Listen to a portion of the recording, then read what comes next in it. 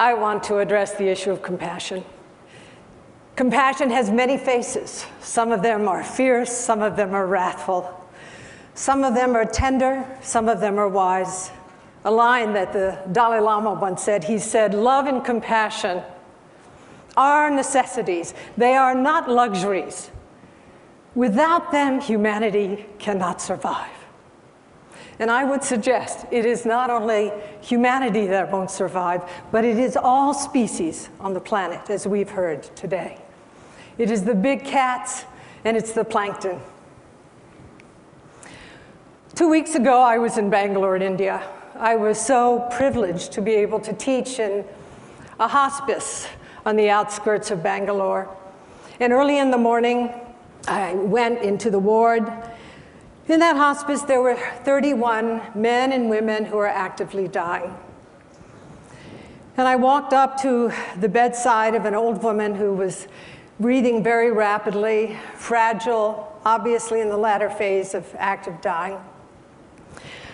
I looked into her face. I looked into the face of her son sitting next to her, and his face was just riven with grief and confusion. And I remembered a line from the Mahabharata, the great Indian epic.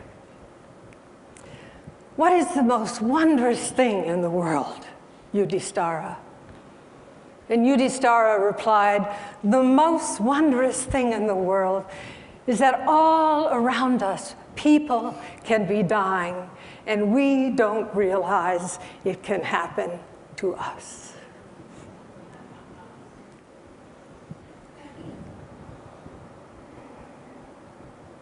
I looked up. Tending those 31 dying people were young women from villages around Bangalore. I looked into the face of one of these women, and I saw in her face the strength that arises when natural compassion is really present. I watched her hands as she bathed an old man. My gaze went to another young woman as she wiped the face of another dying person. And it reminded me of something that I had just been present for. Every year or so, I have the privilege of taking clinicians into the Himalayas and the Tibetan Plateau, and we run clinics in these very remote regions where there's no medical care whatsoever. And in the first day at Simikot in Humla, far western Nepal, the most impoverished region of Nepal, an old man came in, clutching a bundle of rags.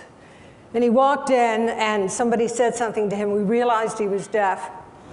And we looked into the rags, and there was this pair of eyes. The rags were unwrapped from a little girl whose body was massively burned.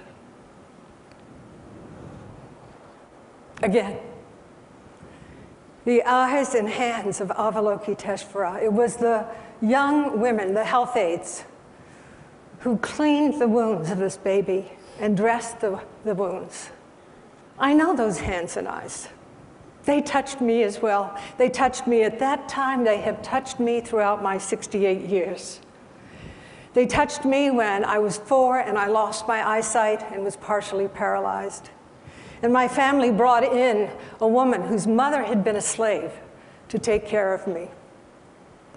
And that woman did not have sentimental compassion. She had phenomenal strength. And it was really her strength, I believe, that became the kind of mudra and premature that has been a guiding light in my life. So we can ask, what is compassion comprised of? And there are various facets, and there's referential and non-referential compassion. But first, compassion is comprised of that capacity to see clearly into the nature of suffering. It is that ability to really stand strong and to recognize also that I'm not separate from this suffering. But that is not enough, because compassion, which activates the motor cortex, means that we aspire We actually aspire to transform suffering. And if we're so blessed, we engage in activities that transform suffering. But compassion has another component, and that component is really essential.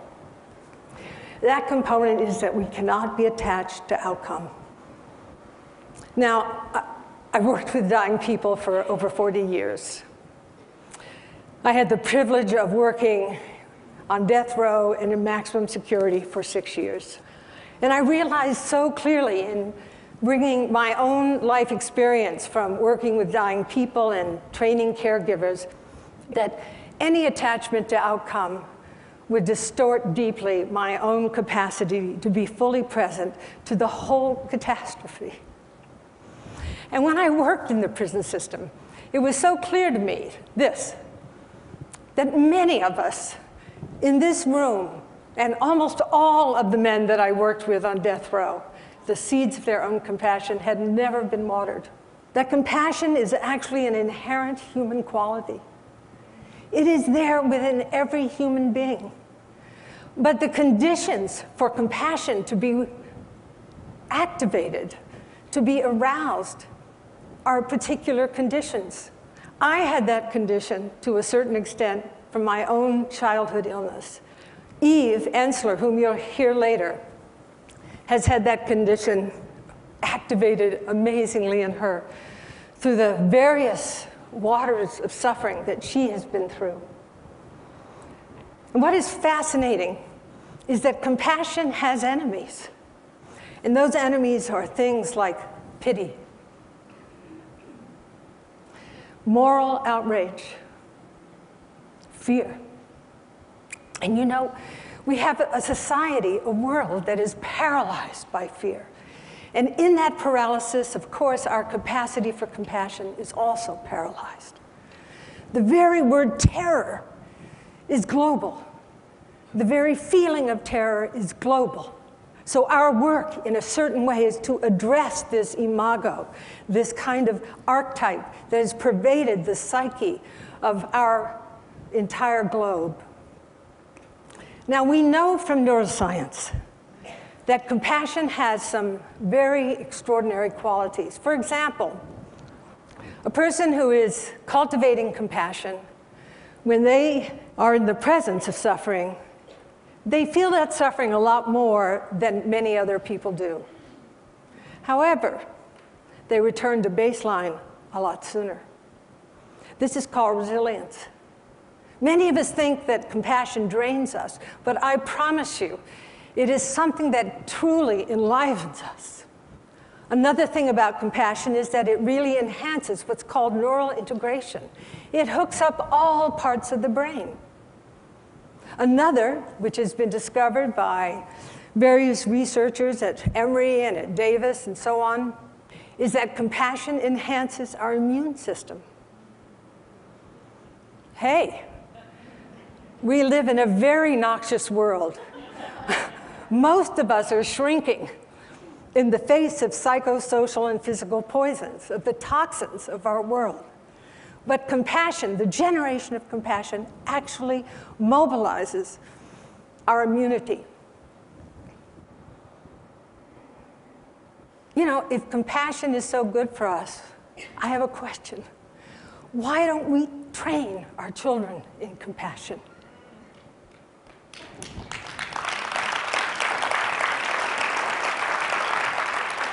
If compassion is so good for us, why don't we train our healthcare providers in compassion so that they can do what they're supposed to do, which is to really transform suffering? And if compassion is so good for us, why don't we vote on compassion? Why don't we vote for people in our governments based on compassion so that we can have a more caring world? In Buddhism, we say it takes a strong back and a soft front. It takes tremendous strength of the back to uphold yourself in the midst of conditions. And that is the mental quality of equanimity. But it also takes a soft front, the capacity to really be open to the world as it is, to have an undefended heart. And the archetype of this in Buddhism is Avalokiteshvara, Kuan Yin. It's a female archetype. She who perceives the cries of suffering in the world. She stands with 10,000 arms. And in every hand, there is an instrument of liberation. And in the palm of every hand, there are eyes, and these are the eyes of wisdom. I say that for thousands of years, women have lived, exemplified, met in intimacy the archetype of Avalokiteshvara, of Kuan Yin, she who perceives the cries of suffering in the world. Women have manifested for thousands of years the strength arising from compassion in an unfiltered, unmediated way in perceiving suffering as it is. They have infused societies with kindness, and we have really felt that as woman after woman has stood on this stage in the past day and a half. And they have actualized compassion through direct action. Jody Williams called it, it's good to meditate. I'm sorry, you got to do a little bit of that, Jody. You know, step back, give your mother a break, okay? But the other side of the equation is you've got to come out of your cave. You have to come into the world like a Sangha did who was looking to realize Maitreya Buddha after 12 years. You know, sitting in the cave, he said, I'm out of here. He's going down the path. He sees something in the path. He looks, it's a dog. He drops to his knees. He sees that the dog has this big wound on his leg. The wound is just filled with maggots. He puts out his tongue in order to remove the maggots so as not to harm them. And at that moment, the dog transformed into the Buddha of loving kindness. I believe that women and girls today have to partner in a powerful way with men, with their fathers, with their sons, with their brothers, with the plumbers, the road builders, the caregivers, the doctors, the lawyers, with our president, and with all beings. The women in this room are lotuses in a sea of fire. May we actualize that capacity for women everywhere. Thank you.